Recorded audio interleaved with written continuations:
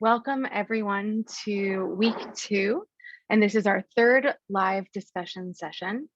My name is Alexis Willari Orton, for those that I haven't met before, and I am a program officer at the Ocean Foundation, and I will be helping to facilitate this discussion today. Our kind of expert panelist or leader who's here with us is Dr. Christopher Sabine at the University of Hawaii, who you will have seen in the lectures from this week. Before we begin, I'll just talk a little bit about how we're going to run this session. In order to really facilitate a back and forth, we've created this as a meeting rather than a webinar. So you do have the ability to speak and ask questions. We also have a list of questions that we pulled from the discussion forum. So we'll begin by posing some of those questions to Chris.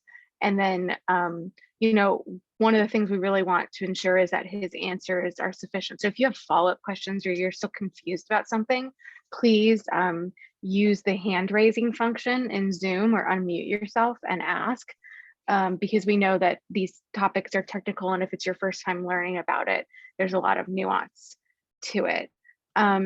If you think of a question, you can also type it in the chat and we can kind of queue it up for later, but also you can raise your hands and then you'll have an opportunity to unmute yourself. This is being recorded, and so you can obviously review this recording later. As you've noticed, Caitlin has been sending out the recordings soon after the live sessions take place.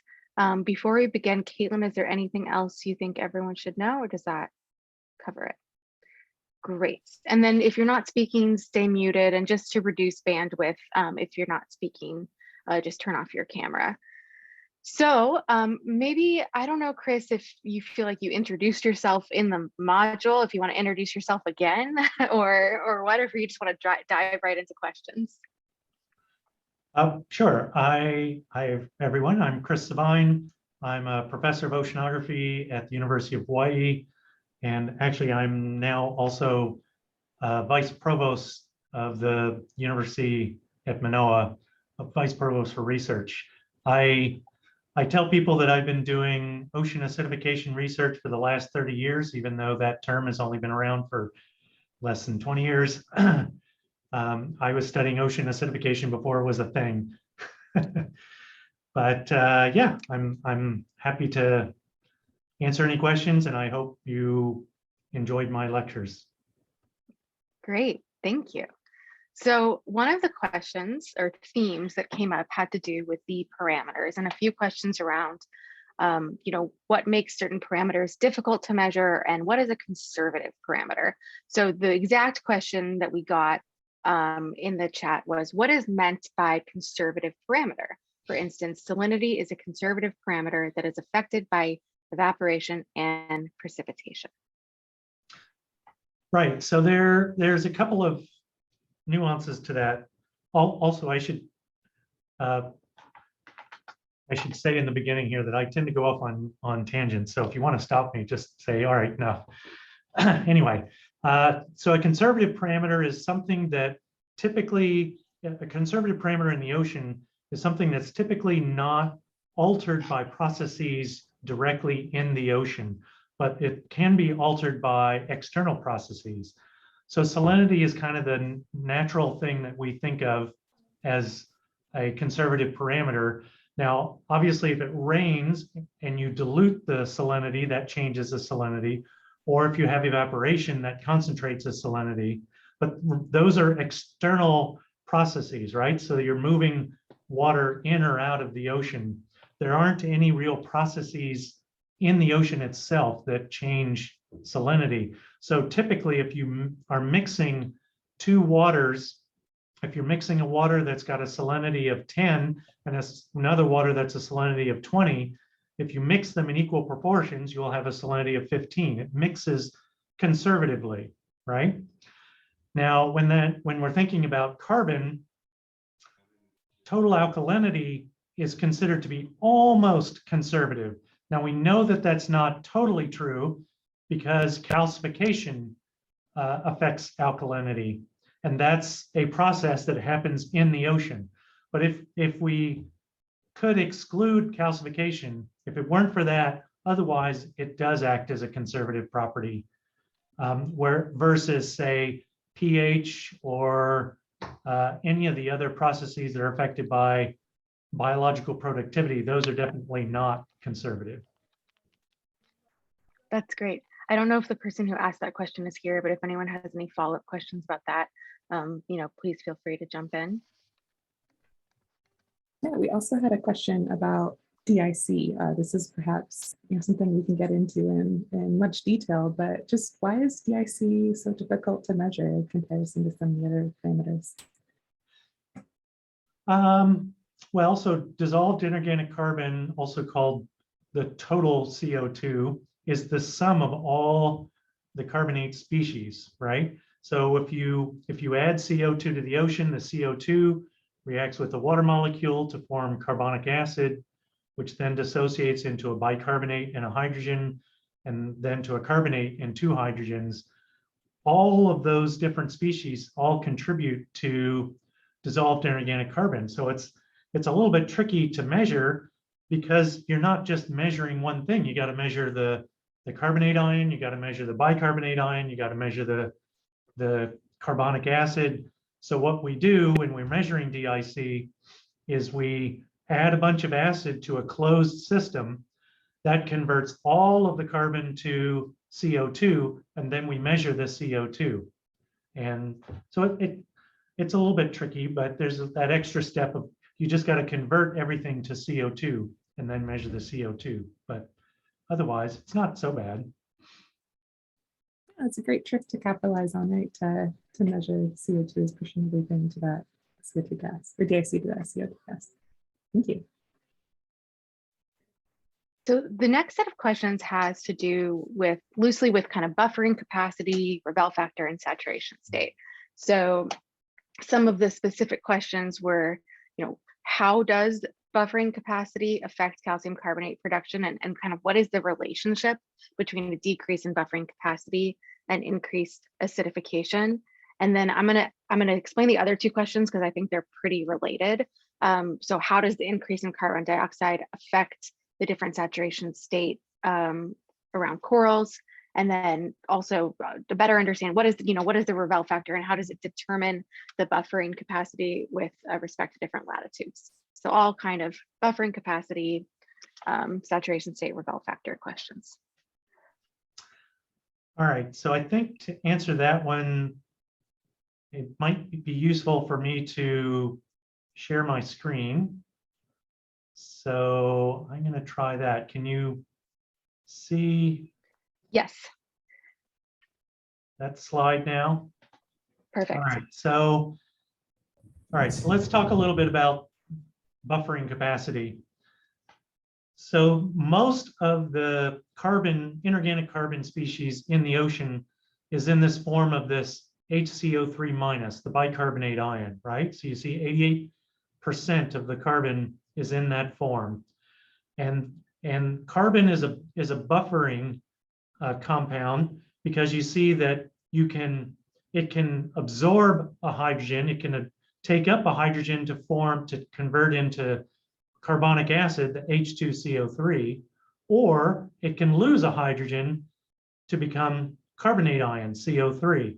And that's the buffering mechanism. So it resists a change in pH because it wants to keep everything as HCO3 minus if it can. So if you were to add carbonate, or if you were to add hydrogens, it's going to adjust the ratio of these species to try and minimize that change in pH, that change in the hydrogen concentration. It'll either absorb or lose a hydrogen in an effort to try and stay the same. Okay, so that's what we call buffering. Buffering, the most basic definition of a buffer is something that resists a change in pH. This resists a change in pH because it can either add or subtract a hydrogen to compensate. Now, how does CO2 relate to that? CO2 is what we call an acid gas. So when the CO2 enters the ocean, as I mentioned, the CO2 reacts with the water molecules to form carbonic acid, which then dissociates into a bicarbonate and a hydrogen. So we can see that adding CO2 increases the bicarbonate, but it also increases the hydrogen ion. And that's what ocean acidification is. We're increasing that hydrogen ion. So that's how that affects, that's how adding CO2 affects that. Now, the other part of this question is talking about saturation states.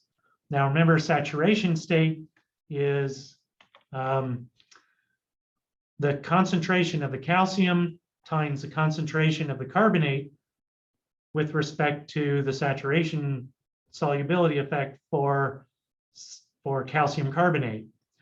So that's looking at this carbonate ion. So what happens is when we add CO2, we generate a bicarbonate and a hydrogen, but 99 out of 100 of those hydrogens are actually going to react with the carbonate to change a carbonate into a bicarbonate. So that decreases the carbonate ion concentration that's in solution. And if it takes a calcium and a carbonate together to make a calcium carbonate, if you're decreasing the carbonate ion, then it becomes harder to make a calcium carbonate, and hence the saturation state decreases. Does that make sense, hopefully? Yeah, does anyone have any follow-up questions to that?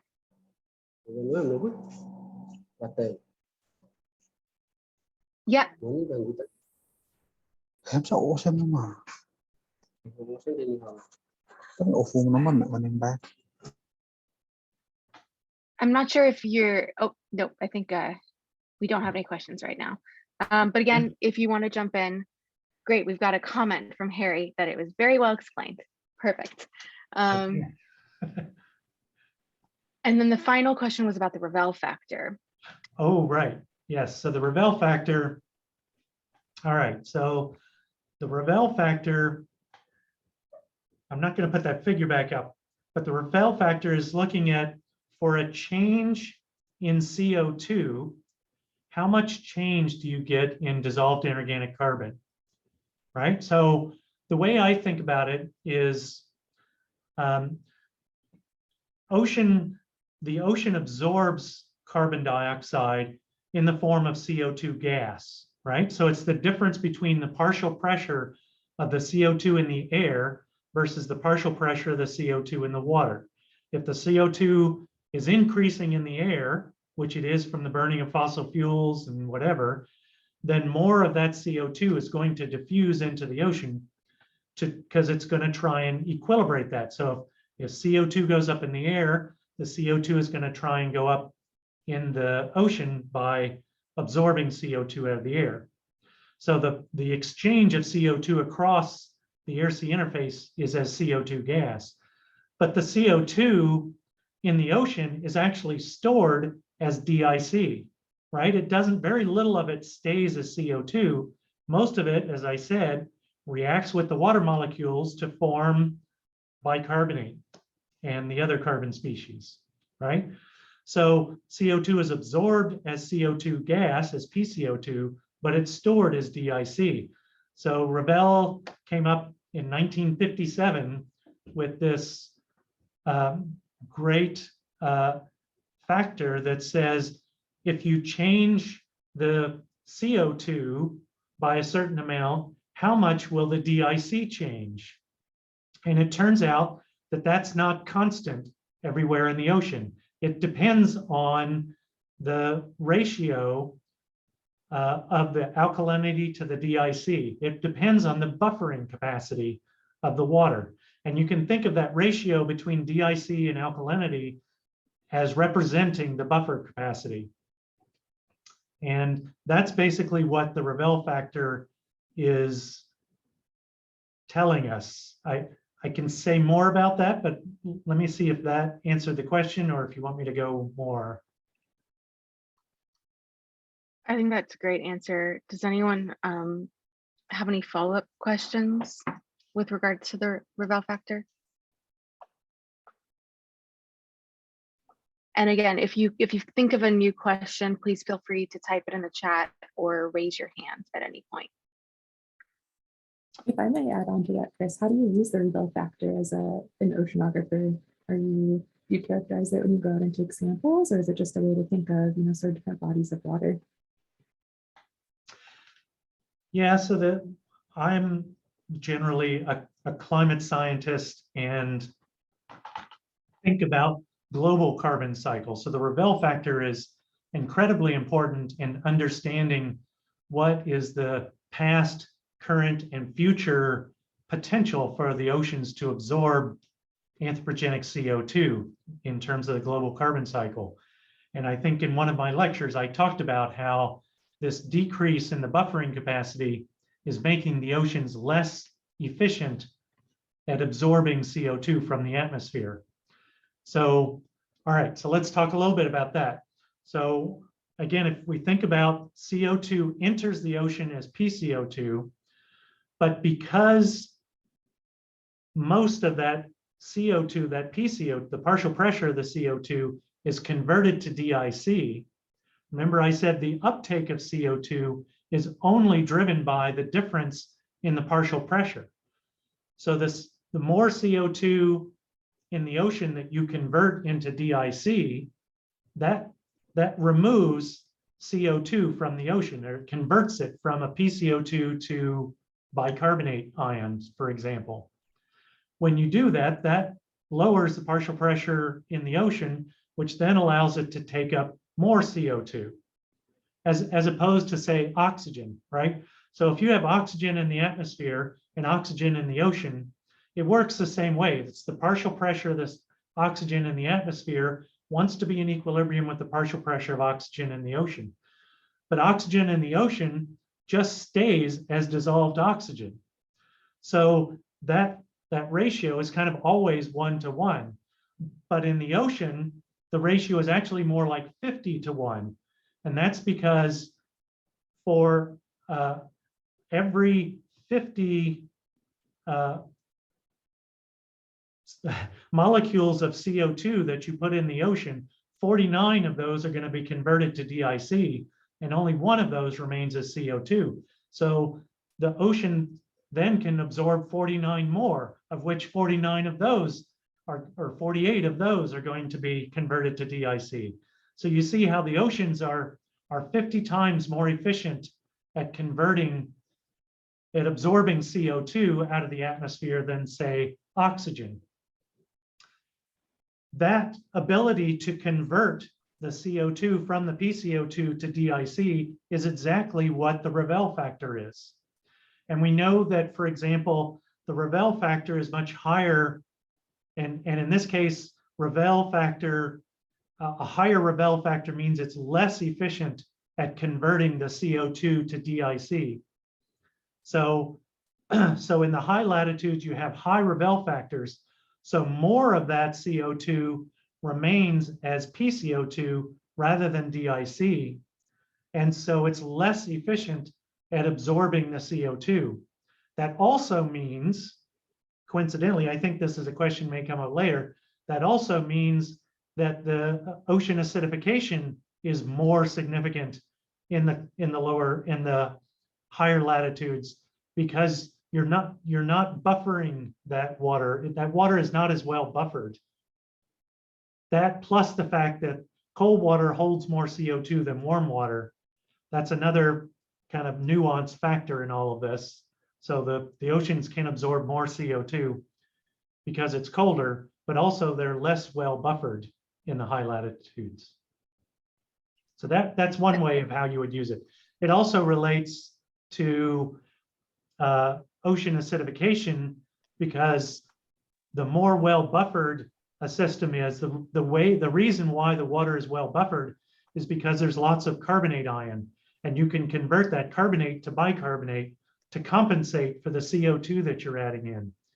But in the high latitudes, you have less carbonate to begin with, so there's less of it to be converted to bicarbonate, which means more of it stays as pH, which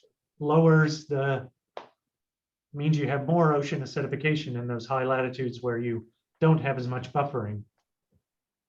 That kind of answers the follow-on question that Gabby posted in the chat, which is that she often hears, people wondering, what causes the buffering capacity to vary in different locations. So you were saying that the amount of carbonate in some of those areas is lower. Right, but the question then would be, why is the carbonate lower? Why is the carbonate lower? Yeah. So there's a couple of answers to that. Part of it is this fact that cold water absorbs more CO2 than warm water. But part of it too, remember I said that the buffering, another way to think about the buffering capacity is the ratio of the alkalinity to the DIC. So a bigger question, or a kind of broader question, might be, you need to think about ocean circulation. And we tend to think about water as being, when it's in contact with the atmosphere, it can exchange CO2. But when it's removed from the atmosphere, when it sinks down into the deeper ocean, it's then kind of isolated. And we look at the changes in the carbon system. That's where the large scale thermohaline circulation comes into play, right? So most of the deep and bottom waters of the ocean are formed in the North Atlantic or around Antarctica, right? And so we know that in general, and the other thing is, a lot of alkalinity ultimately comes from rivers, right? And we've got a lot more rivers that flow into the Atlantic that are bringing alkalinity into the Atlantic. So the alkalinity is actually higher in the Atlantic than in the Pacific, and that ratio is different. So the Atlantic tends to be have higher saturation states than the Pacific, and that's because with this thermohaline circulation, the PCO2 of the Atlantic water is lower because it's in equilibrium with the atmosphere, and the alkalinity is a bit higher. And then as that water moves down into the deep ocean and circulates around to the Pacific, that whole time that it's circulating, it's picking up DIC, right? As organic matter dissolves in the water, it contributes CO2. So that adds to the DIC. And that increases the ratio of the DIC to the alkalinity in the Pacific waters relative to the Atlantic waters. So the Pacific waters tend to be less well buffered than the Atlantic. You've got the same kind of issue in the higher latitudes, where the cold waters, because they hold more CO2, tend to be less buffered than the warm waters that hold less CO2. So there's all these things kind of happening at once. Yeah, that's so great. Thank you.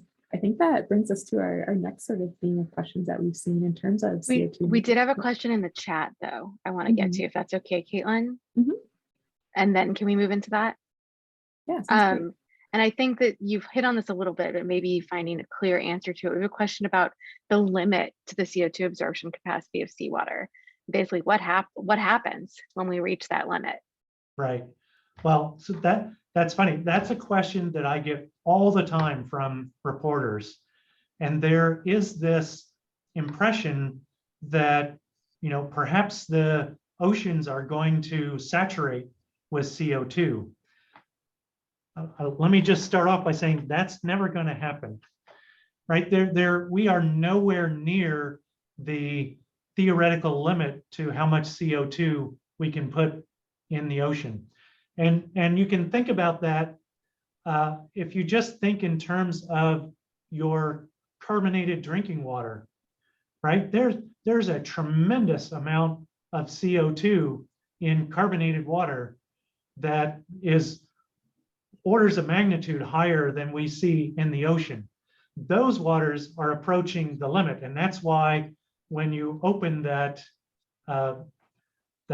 water, that carbonated water, that you start to see it bubble. That's because they have supersaturated that water with respect to the CO2. And you might notice, just as an aside, that when you have a cold carbonated water and you open it, it bubbles less than a hot carbonated water. Why is that? Because I just told you cold water holds more CO2 than warm water.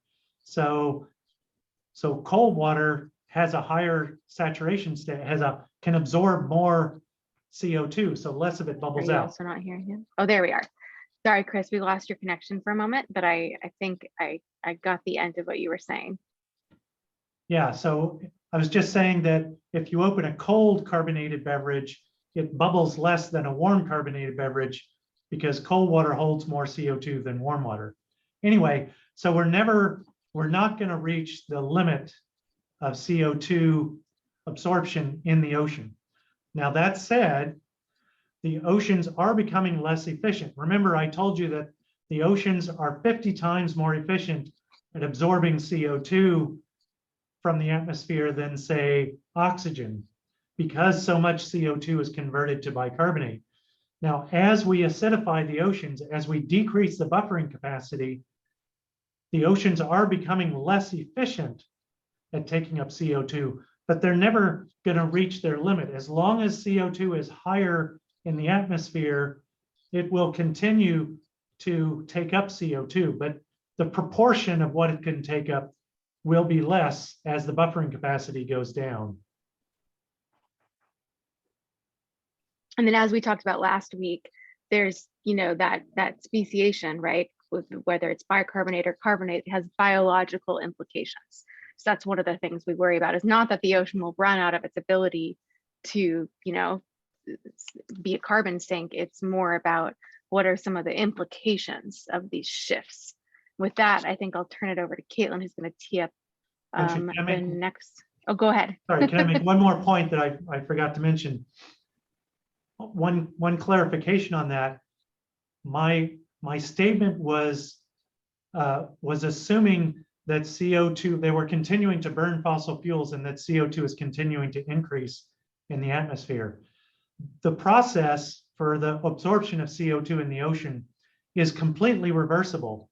So if we were to somehow start capturing carbon dioxide out of the atmosphere and somehow we're able to decrease the CO2 concentration in the atmosphere below the ocean levels of CO2, that CO2 will automatically reverse its direction and leave. As soon as the partial pressure of the CO2 is lower in the air than the water, the CO2 will come out of the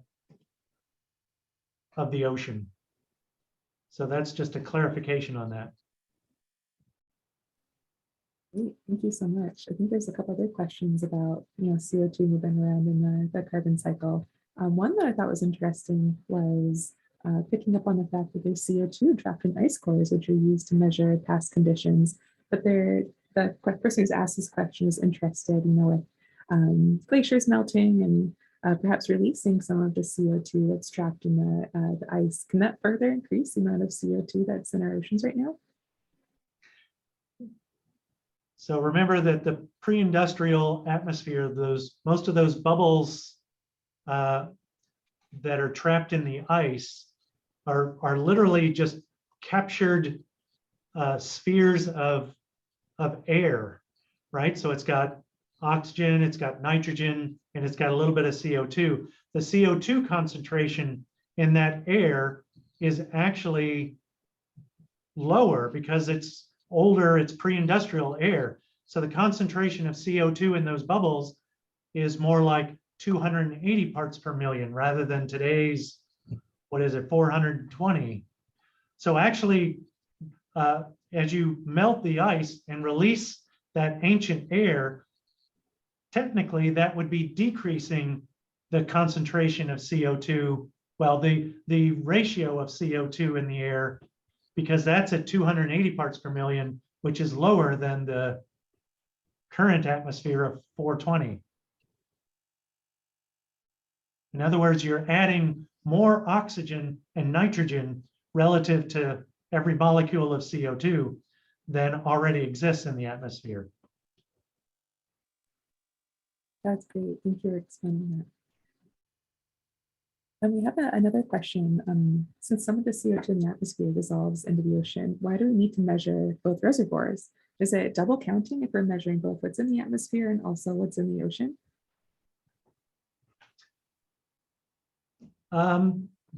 Generally, no, because so the the equilibration time for the surface ocean to equilibrate with the atmosphere is about 1 year, right? So I suppose you could argue that if you're measuring changes on very fast time scales, you know, but generally, no. The rate at which we're measuring carbon evolution in the atmosphere and the ocean accounts for the fact that it's just the CO2 that's residing in the atmosphere and that's residing in the ocean. It would probably be more correct to say that we're under counting the CO2 in the atmosphere because we are adding CO2 from the power plants and burning fossil fuels at a rate that's significantly faster than what we're measuring. So, but that's, you know, all of that kind of gets averaged out as we start to look at these longer term trends. Yeah, excellent. Thank you. Do you want to keep on this discussion, or actually, there we go. So it looks like the question in the chat from Stephen may have been answered, but Stephen, if you want to, you know, ask your question again, or if you still have questions, please feel free to unmute yourself and ask Chris directly, or if you feel more comfortable typing it in the chat.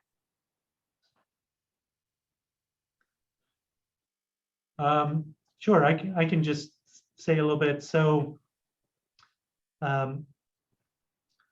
carbon accounting is really difficult because measuring anthropogenic CO2 in the ocean, it's a very small piece of a huge background of carbon. We also have problems measuring anthropogenic uptake in the terrestrial biosphere because you've got all kinds of different plants and they're always, you know, growing and being chopped down, and there's forest fires, and it's just an incredibly difficult thing to do. But our best estimates are that in the pre-industrial world, the trees, the terrestrial biosphere, mostly the trees, were absorbing more carbon dioxide. We're a net absorbing carbon dioxide out of the atmosphere. And that carbon was, if it wasn't tied up in the trees, was then released into the soils when the tree dies, or when it, in the fall, when it drops its leaves or whatever. Those leaves, some of them decompose and go right back out into the atmosphere, but some of that carbon then moves into the rivers and flows out into the ocean where it decomposes. And that's why it's thought that the oceans generally were a source of CO2 to the atmosphere in the pre-industrial. It's ultimately carbon that was captured by the trees, got dropped into the soils erode into the rivers then flow into the ocean. And along that whole path, it's all dissolving, but ultimately in the oceans, that carbon is ultimately respired. It comes back out into the atmosphere and goes back into the trees. So the net cycle was from the atmosphere to the trees, to the rivers, to the oceans, back out into the atmosphere. And we know today that that whole thing has reversed, that today the oceans are a sink for CO2. They're absorbing more CO2 than they release. So we have reversed the cycle of CO2 in the oceans. There's actually, I think, a good follow-up question to this, which is sort of about attribution. There's a question about using isotopes in measuring CO2 in seawater samples, and how do you determine whether the source of the CO2 is anthropogenic or from, you know, a tree? Right. So that's a great question. So typically, the way that's done is with carbon isotopes, right? So carbon, CO2, Every carbon can be either a C12 or a C13 or a C14, right? And there is a natural balance between those different species in the atmosphere and in the ocean. But when you capture that carbon and store it in the rock reservoir, like it has been for fossil fuels, right? So this is ancient plant material that gets then compressed and stored underground for millions of years. As that carbon has been sitting in the rock reservoir, the radioactive isotopes are continuing to decay. So the relative proportion of, say, C14 or even C13 is decreasing with time. So then when we mine those fossil fuels and burn them, they typically are depleted in the isotopes, in the carbon isotopes relative to the atmosphere or the ocean. And that is, if we burn enough of those fossil fuels, that changes the isotopic signature, or you can detect that isotopic signature in the measurements. And theoretically, if you know what the pre-industrial isotopic ratio was, and you measure it today, from that difference, you can say, the difference between those is how much depleted carbon was added from burning fossil fuels. Now that gets a little bit tricky for two reasons. One, I mentioned already, so you can do that reasonably well in the atmosphere. It's a lot trickier to do in the ocean because I've already mentioned that there's 50 times more CO2 in the ocean than in the atmosphere. So the anthropogenic carbon that's been absorbed by the ocean is a little tiny fraction. So you're looking at a little tiny change in a great big number. That's one reason. The other thing that's a little bit tricky is I mentioned that the fossil fuels come from organic matter that was trapped and then stored in the rock reservoir. Well, the isotopic signature of the different fossil fuels depends on what was the original organic matter composition. How long has it been stored in the Earth's interior? There's a lot of variability there that you have to understand in relating it to the isotopes, but that is the most direct way of trying to directly measure, because otherwise we really can't tell the difference between an anthropogenic CO2 molecule and a pre-industrial CO2 molecule. So the way that I do that, I've been doing this not using isotopes, but rather relying on the fact that in the pre-industrial, one thing we can tell from all those ice cores is that since we came out of the last ice age, so for the last 11,000 years, we know that atmospheric CO2 was very constant at about 280 parts per million, right? And so for 11,000 years, CO2 was 280 parts per million, plus or minus about 1 or 2 parts per million. That's amazingly constant. Because the ocean has 50 times more CO2, the only way that the atmosphere could remain constant with CO2 is if that cycle that I talked about earlier of CO2 moving out of the ocean, into the atmosphere, into the trees, back into the ocean, if that cycle was balanced, that's the only way atmospheric CO2 could stay at 280 parts per million for 11,000 years. If that cycle was in balance, then we can calculate what the pre-industrial concentration of those CO2 species was from that balance equation. And that's the method that I use. It's how far today are we out of balance relative to the pre-industrial, and the magnitude of that imbalance, which right now is on the order of 160, almost 170 70 billion metric tons of carbon that's what we're measuring when we're measuring anthropogenic CO2 in the ocean. That is a lot of carbon when you think about it all at once. Um, Yes, unless you think about how much was there in the pre-industrial, which was more like 38,000 billion metric tons. Such big numbers. We have, maybe moving to, I guess, a little bit more like applied. We have a couple questions. One in the chat and then one that was asked on the forum about sort of doing measurements. And so one person in the chat is wondering about doing the research on OA in the Holocene in the Pacific. What are some proxies that they might be able to make observations on to assess historical changes in OA? And then a somewhat related question in terms of understanding, proxies or data sets that are relevant to the Pacific. We have a question about what would be a good baseline CO2 measurement pre-industrial for an area without much carbonate chemistry data, for example, Fiji or Kiribati. Is it appropriate to use ice cores from the Southern Hemisphere to build out a time series near the equator? Okay.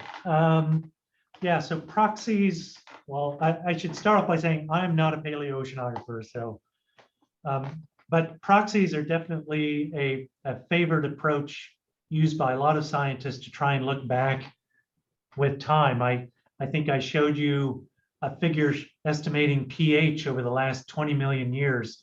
That was all done with proxies. And there are a couple of ways you can do that. So there are proxies for temperature, there are proxies for pH, there's proxies for carbonate ion concentration. And most of the carbon ones are basically looking at other species that can be measured more precisely and in that are tied up in the carbonates, right? So, for example, strontium or barium isotopes are compounds that are, we talk about calcium carbonate, right? That can be, you can form a shell using either calcite or aragonite. Both of those are calcium carbonate, CaCO3. But in reality, when calcium carbonate is formed biogenically, there are other compounds that are trapped in that lattice structure when those crystals are formed. Strontium is an example of one of those other elements. That's strontium's fairly high concentration in seawater. So when you form calcium carbonate biogenically, naturally some amount of strontium is going to be captured into that shell. And so you can go back, you go into a core and look at, say, foraminifera that are trapped in those cores, and you look at the level of strontium or barium in those shells, and what we've seen is that there's a correlation between the carbonate ion concentration and the amount of strontium or barium that's trapped in the shell. And so you measure the strontium in there, and then you can use that as a proxy to estimate what the carbonate ion concentration is. And then that in turn tells you what the saturation state of the waters was, or ultimately you can get to pH. So that's kind of how the proxies work. The trick there is it only really works if these relationships between, say, barium and carbonate ion concentration hold, and that's iffy. It also only works if you're looking at shells that you know have not been altered, because foraminifera shell that's been buried in the sediments for 1 million years, 20 million years, you need to be fairly confident that that chemistry has not changed, and that can be tricky. So there are definite uncertainties and problems with proxies, but it's the best way we have to go back in time and try and estimate what's going on. I realized we have actually a bit of an expert in this. Gabby's PhD was all looking back in the geologic record. So Gabby, I saw that you added something in the chat. Is there anything that you want to add here? Hi, yeah, anybody who's interested in this, I just want to offer, like, I'm happy to help in any way possible. I did spend almost 6 years of my life doing this. But I would just mention that boron isotopes are also a huge proxy used to reconstruct paleo pH. And I think that's one of our strongest proxies at the moment. So, but I agree with everything Chris just said, and he did a great job walking us through that. Thank you, Chris. Thank you. I'm not a paleoceanographer, so. There was another. I forgot, Gabby. There was another question there. I forgot what it was though. It was about looking at baseline, you know, I'm trying to find the exact wording. Sorry, I lost my window. But can ice cores in the Southern Ocean, for example, or Southern Hemisphere be relevant to understanding baseline conditions at near the equator? Oh, right. Yes. So the trick there is, all right, so let's go back to my pre-industrial condition where we think that the organic carbon came out of the rivers into the ocean and then remineralized and then got released back out into the atmosphere. If you think about the large-scale thermohaline circulation, a lot of that degassing of the oceans, we think of it was occurring around Antarctica. Antarctica is a large upwelling region. And so it's thought that the pre-industrial ocean was a source of CO2 in the southern hemisphere and a sink for CO2 because most of the land mass, depending on time, but most of the land mass is found in the northern hemisphere. So we think that there was a north-south gradient in the pre-industrial of higher CO2 in the atmosphere in the southern hemisphere and a lower CO2 in the northern hemisphere in the pre-industrial. Today, if you look at it, it's exactly reversed. And that's because most of the anthropogenic CO2 that's released from fossil fuel burning is happening in the northern hemisphere. So that makes the northern hemisphere CO2 much higher than the southern hemisphere. And there's a very steep gradient right at the equator where CO2 drops.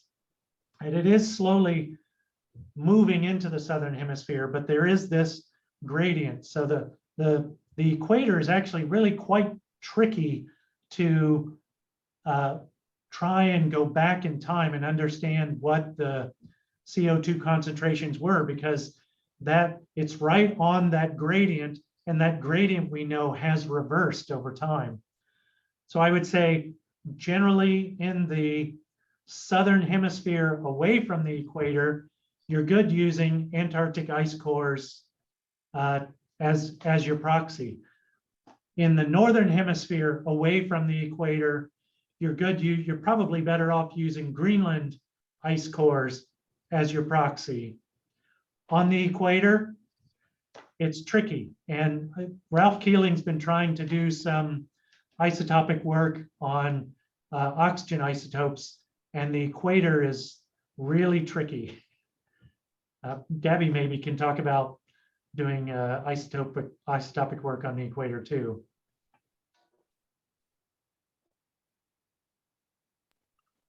I don't know if I have that much to contribute there, but because everybody still uses the Southern Hemisphere ice cores too, and thinking about pre-industrial baselines closer to the modern. So I'm not sure. Yeah, so I will, because the part of the trick is the longest ice cores so that you can go farther back in time in Antarctica. That said, the delta, the difference between southern hemisphere and northern hemisphere in the pre-industrial was actually much smaller than the delta between northern and southern today. So if you're going to if you're going to use one or the other in the wrong hemisphere, you're better off using a southern hemisphere one, because that'll be a smaller error than you would have today using a Greenland one in the southern hemisphere. But just be aware that it's trickier on the equator than anywhere else. So I know that we technically scheduled this for an hour. I don't know, Chris, if you have a hard stop at the top of the hour. Do you? That's a good question. I do not. So I can go a little bit longer. We might go a little bit longer. We have a couple more questions that are teed up based on the discussion forum, but I also want to just give a moment for anyone who's here. Again, if you have a question that's come to mind, we've had a few in the chat that I've tried to bring forward, but if anyone wants to unmute themselves or ask a question directly, please feel free to do so.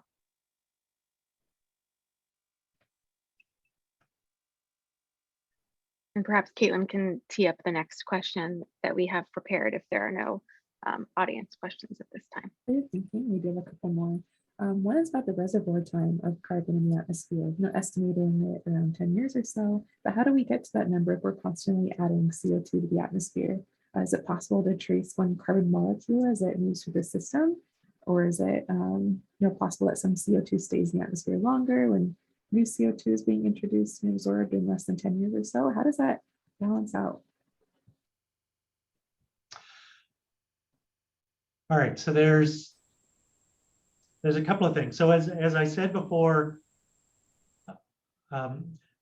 with isotopes, you can kind of tell the difference between a anthropogenic CO2 molecule and a, but generally we cannot really tell the difference in the kind of carbon balancing that I do. I can't really tell the difference between an anthropogenic molecule and a pre-industrial molecule. So now there's a couple of different time scales you have to think about. So carbon, CO2 in the atmosphere equilibrates with CO2 in the ocean on time scales of about a year. Okay, so that's one thing to keep in mind. Actually, one complication to think about, that's getting back to the isotopes,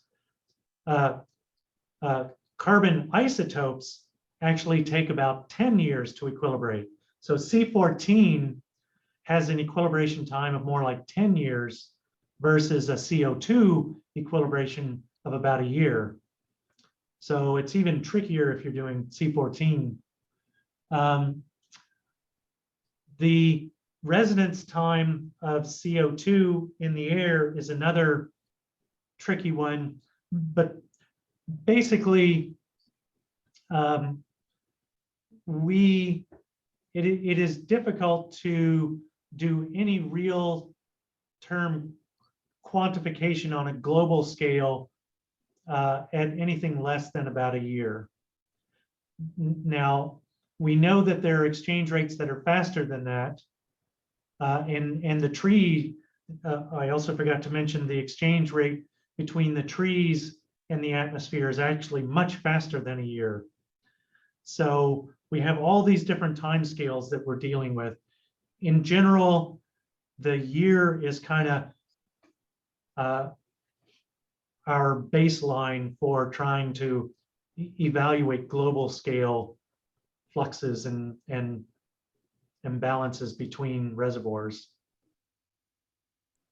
Is that good enough, or is there continual work in the field to try to get smaller and smaller timescales through perhaps other methods? So it's not really good enough. One of the we also, well, I also will say we generally think in terms of 1 year timescales. We also generally think of very large areas, because it gets much trickier when you're looking at a very small area too. So we have been trying to pound down both the time scale of understanding what's going on, as well as the area that we're dealing with. And those two are related. So one of the reasons why we have to do large areas is because as you get into smaller and smaller areas, you have to start worrying about transport. And transport of CO2 in the atmosphere is frankly rather chaotic, right? It's just like trying to predict the weather, the movement of carbon. So let's say you've got a patch of forest, and you want to know, is CO2, what's the rate at which CO2 is entering or leaving that forest? That's incredibly difficult because the amount of CO2 that's overlying that forest is changing constantly just because of the winds that are blowing from different directions and different speeds and flowing over different types of terrain. And it just becomes impossible to really tell. And same with the ocean, you've got the winds and you've got the currents that are mixing everything up. So we generally deal with that on large timescales. Now we know that that's not satisfactory because ultimately what we'd like to do is the governments would love for us to say, hey, is the United States meeting its criteria for, or its goal for sequestering carbon or reducing its emissions? We can kind of almost start to do that by looking at the CO2 concentration on the west coast of the United States. And generally, the winds flow from west to east across the United States. And we look at the CO2 concentration of the air that's leaving off the east coast of the United States. And from that difference, we can tell what the net exchange of CO2 was across the continental United States. There's a lot of uncertainties in that, and that is about the smallest scale we could possibly do it. So I live in Hawaii. There's no possible way we could look at the CO2 on one side of Oahu and look at it on the other side of Oahu and see enough of a difference to tell that. So to get to those smaller space scales and those smaller time scales, we've got to have a much better understanding of circulation and sinks and sources of CO2 on smaller scales, and we're just not there yet. That's interesting. I didn't realize that was a technique across our big country. Thanks. We have just a couple more questions. Perhaps can wrap this up unless anything comes in the chat. But there's a little bit of curiosity about ways to mitigate oceanification. We talked about this a little bit last week with Dr. McGraw. But are there ways to isolate or remove hydrogen cations from seawater? The question asked about dihydrogen production.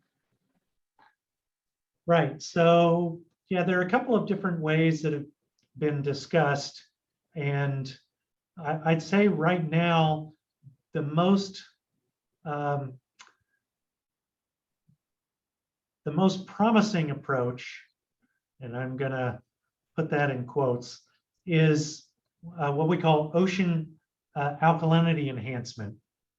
And there's a couple of ways to do that. So basically, as we're adding CO2 to the oceans, we are reducing the buffering capacity, right? So we're consuming that carbonate ion, which means that the next bit of CO2 we add, there's fewer carbonate ions to buffer that change. So one way to, and as a result, you get more acidification, you get more of that hydrogen ion that remains as free hydrogen ions in the ocean. One way to buffer that is to add more carbonate ion to the ocean. And that's what we mean when we talk about alkalinity enhancement, is you're adding carbonate.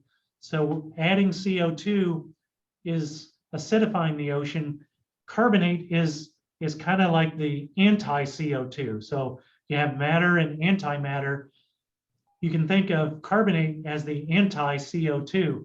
So if we add more carbonate, that will neutralize more of the CO2 that's being added and will improve ocean acidification. It'll improve the buffering capacity of the ocean's ability to absorb CO2. And that's an approach that's being taken. Now, there's some tricks to that or some issues with that. And let me just say that that's actually what nature is doing naturally, right? So the whole idea of what is happening with ocean acidification is we're dissolving the coral reefs. When you dissolve the coral reefs, you're adding carbonate ion back into solution, you're adding alkalinity back in. So that's exactly how the oceans are trying to neutralize the CO2 that's coming in. Now we can try and enhance that. The problem is that most of the surface ocean today is super saturated with respect to aragonite and calcium and calcite. So if you were to just throw calcium carbonate into the ocean, in the surface ocean, it won't dissolve. You can throw calcium carbonate into the deep ocean and it will dissolve, but that's going to release that alkalinity at depth and is not very efficient at taking up CO2 that's coming in at the surface. So an alternative approach that's been suggested by Ken Caldera and others is to trap the CO2 that's coming out of the power plants. You take that very high concentration CO2. So rather than atmospheric CO2 is at 420 parts per million, the CO2 that's coming out of the smokestacks of the power plants is more like 40,000 parts per million. So you take that and you bubble that into a mixture of seawater and calcium carbonate.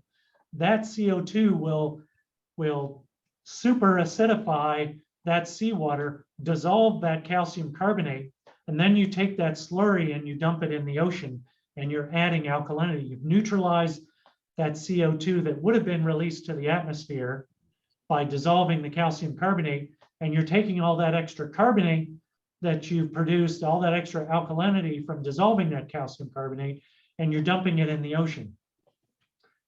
It all sounds great. It sounds wonderful. The problem is the magnitude of calcium carbonate that you would have to dissolve is tremendous, right? So we're releasing about 11 billion metric tons of carbon in the form of CO2 into the atmosphere. Calcium carbonate has a molecular weight. So carbon has a molecular weight of 12, say. Calcium carbonate has a molecular weight of about 100. So if you want to know how much calcium carbonate you would have to dissolve to neutralize 11 billion metric tons of carbon, you would have to divide by 12 and multiply by 100. So you're going to have to dissolve, something on the order of 90 to 95 billion metric tons of calcium carbonate every year to neutralize that CO2. Basically, you're talking about having to dissolve the entire White Cliffs of Dover every year to neutralize the CO2. And that's on a practical scale. We love to talk about in theory, this is what you would do. In practice,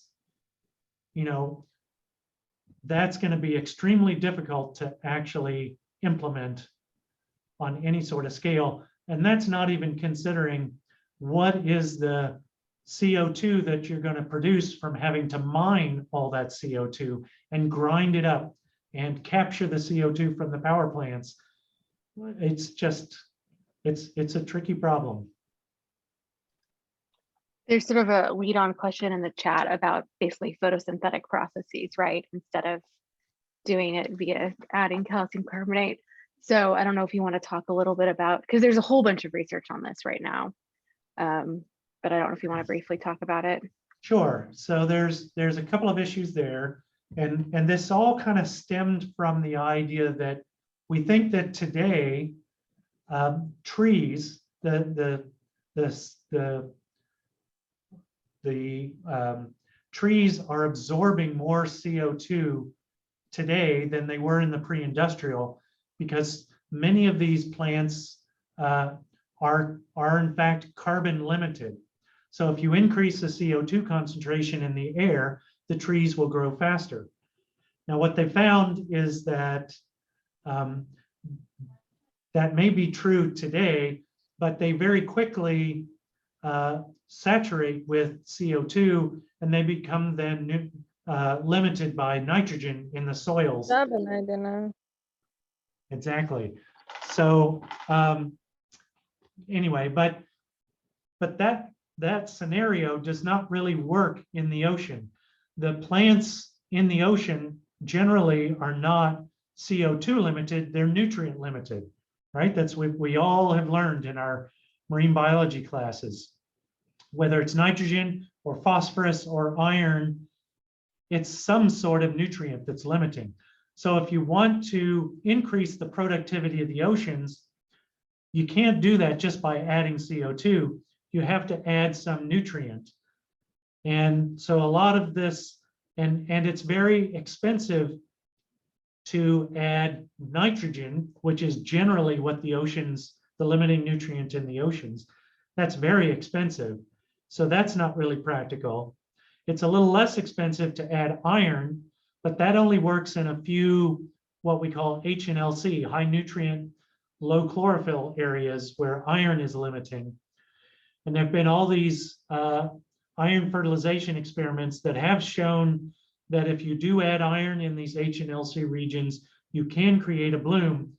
The problem is the other piece of that, not only do you have to capture that carbon in the phytoplankton, but you then have to remove those phytoplankton from the surface ocean. Otherwise, as soon as those phytoplankton die and decompose, that CO2 comes right back out of the ocean and you've accomplished nothing. And so while the iron fertilization experiments have suggested that you can create a bloom, there are only a couple of those studies that have actually shown that that carbon is then can be exported into the deep ocean and become an efficient sink for CO2. And that's not even touching on all the potential ecosystem implications of artificially creating a phytoplankton bloom where one doesn't belong. And I won't get into that. I think the reality is some of these questions the field is trying to answer right now, and we don't have all of the answers. Nothing is so easy, you know, there is no perfect solution. There's sort of going to be a combination of things, and there's a lot of argument about kind of precautionary principle and what to test versus what not to. And that's really what the field is talking, a lot of people are talking about right now. I think that I want to wrap up the live session, but I will say that some of these questions that veer on more of the kind of like biological and ecosystem related effects, we're going to have some modules later on where I think some of the lecturers are going to be really well positioned to speak to them. So we had a question about, you know, calcification that we didn't get to, or calcifying organisms and what structure building organisms might emerge if reef builders are not able to grow. I think let's get to that when we have some of the conversations with some of the biologists in a few modules, but I also would say that the forum is available, the discussion forum is available to you. And you know, a lot of these strings of conversations are going to continue throughout each module, and we're just going to kind of like deepen our understanding.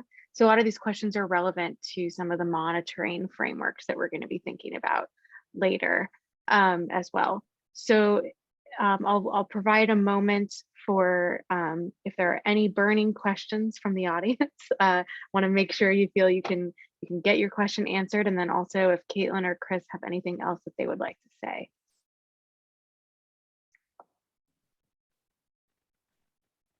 Nothing in the chat right now, but I'll just remind everyone that's attending that we have a couple of quizzes due this week. So we still have until the end of the weekend to complete the quiz from Module 1, as well as the quiz from this week, Module 2. Just a reminder that you need a score of 70% to pass the quiz, and completing the quizzes is a prerequisite for receiving a completion certificate. So make sure to get those done before the deadlines on the platform. Next week, we'll be covering 2 modules.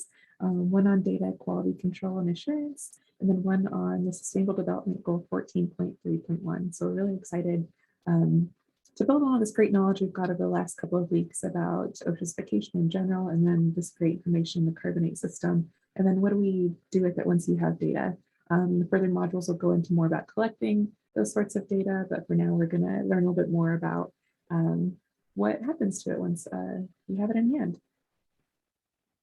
Another thing to look forward to in your inbox is that we will be sharing the application form to apply to receive what's called a Go On in a Box kit. This is a suite of monitoring equipment that actually Chris helped us design and implement the very first iterations of, and he kind of has some test kits in his lab that he works to improve. And so a prerequisite to applying for this kit is completion of all of the modules. And so just keep that in mind, you know, as you're moving through them. But the application form, it's not due until mid-May. You have lots of time, but we wanted to share it with you so you get a sense of what you could be working towards. And Chris, I sort of cut you off, so please jump in. No, that's okay. I just wanted to thank all of you for showing up and hope that my explanations were a little bit helpful. I'm always trying to improve how I share what I know about ocean carbon system. I know it can be quite complicated, so I appreciate your comments back in the forum on how I might be able to improve on those lectures and explain things more clearly, or things that I didn't cover that you hoped that I had covered. So thank you. Well, Chris, as a non-chemist, I've always found your explanations to be very clear. So I will say thank you so much for leading this session. I know we're all really grateful for your time. So yes, thank you all. And this recording will be posted if there's anything you want to review. All right. Thank you all. All right, I'm going to stop the recording.